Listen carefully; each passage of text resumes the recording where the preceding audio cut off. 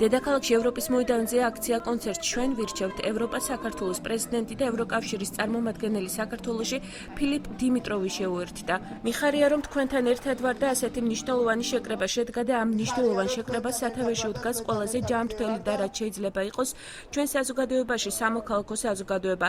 ის რომ ჩვენ ყველანი გაერთიანებული ვართ ამ ნათელი მიზნისთვის, რომელიც არ არის უბრალოდ რომელიმე პოლიტიკური პარტიის არჩევანი.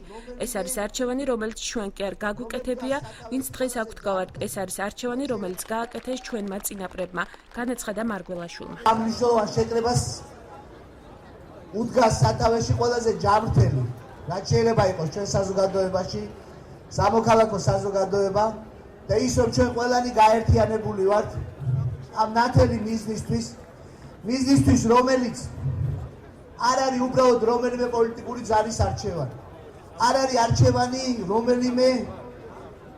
რომელიმე პოლიტიკოსის ან რომელიმე სახელმწიფო მოხელის. ეს არის არჩევანი, რომელიც ჩვენს კი არ გაგვიკეთებია, ვინც დღეს აქ ვდგევართ.